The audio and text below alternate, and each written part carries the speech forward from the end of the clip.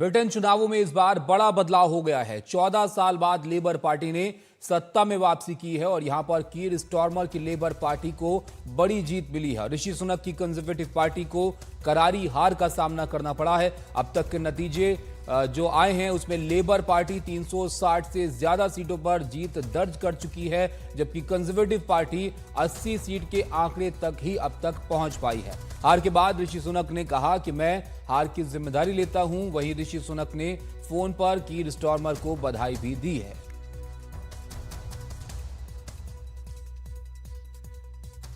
हमारे साथ दो हमारे एक्सपर्ट्स जुड़े हुए हैं। सहयोगी हमारे कादम्नी हैं और उमा शंकर सिंह हमारे साथ हैं। उमा, जैसे कि अनुमान था वैसे ही नतीजे यहां पर आ रहे हैं। अब तक का और कितना आगे नंबर जो है बढ़ने की उम्मीद की जा रही है? जी बिल्कुल, जब तक आप हेडलाइन पढ़ रहे थे तब तक 6 और सीटों का इजाफा हो गया। 366 जो है वो लेबर पार्टी की सीटों की तादाद जो है वो हो गई और 84 सीटों पर कंजर्वेटिव पार्टी है। जैसा कि सर्वे में कहा जा रहा था कि 250 से ज़्यादा सीटें गंवाएंगी कंजर्वेटिव पार्टी, और वही हुआ है। 84 मतलब मुश्किल से वो 100 तक पहुँचेंगी और इसी बात का अनुमान जो है वो लगाया गया था वहाँ पर। और एक बात माननी पड़ेगी कि जो यूके का जो सर्वे है, चुनावी सर्वे, वो काफ़ी सटीक बैठा है वहाँ पर, और तमाम सर्वे तकरीबन इसी तरह के थे जिसमें 400 पार की बात जो है वो लेबर पार्टी के लिए की जा रही थी। तो वो जो हाफ वे का आंकड़ा है वो लेबर पार्टी क्रॉस कर चुकी है और इसके बाद कांग्रेचुलेटरी जो फ़ोन कॉल है वो ऋषि सुनक ने कर दिया। उसके बाद का उन्होंने ऐलान भी किया।